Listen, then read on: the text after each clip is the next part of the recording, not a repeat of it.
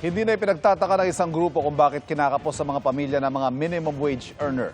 Ayon kasi sa kanilang pag-aaral, ang minimum wage sa lahat ng rehiyon sa bansa mas mababa na sa poverty threshold. Nakatutok si Ian Cruz.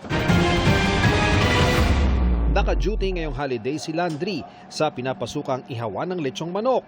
Sa katulad niyang minimum wage earner, malaking bagay na madagdagan ang kita ngayong mataas ang bilihin.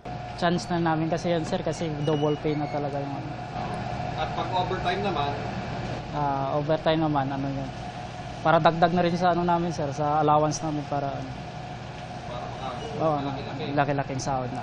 ayon sa pag-aaral ng Ibon Foundation, sa lahat ng rehiyon sa bansa, mababa sa poverty threshold para sa pamilyang may 5 miyembro ang aktwal na minimum wage.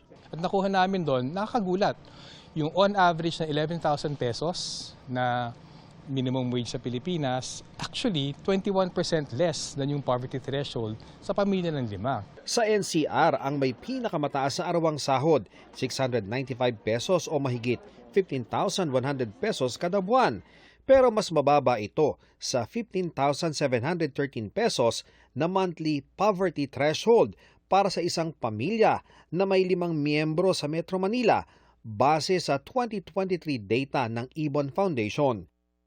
Katunayan, 9 sa 17 rehiyon sa bansa ang mas mababa sa national average wage rate na 10,981 pesos.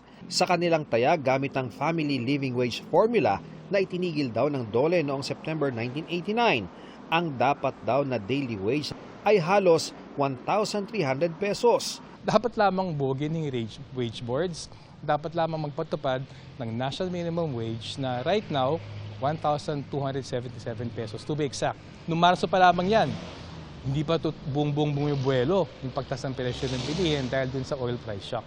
Sinusubukan naming kunan ng pahayagang DOLE tungkol dyan pero wala pa silang tugon sa ngayon.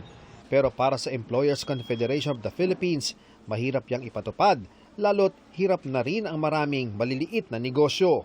The problem is, even without the crisis, micro-industries natin are always struggling. Lalo pa ngayon, hindi nila kaya yung cost. Madali sabihin, madali magpayo ng gano'n. Sino magbibigay? Saan manggagaling yung pera? Ang mga wage board, nire-review na ang mga nakahaing wage hike petition sa buong bansa. Ian Cruz, Nakatutok, 24 Oras.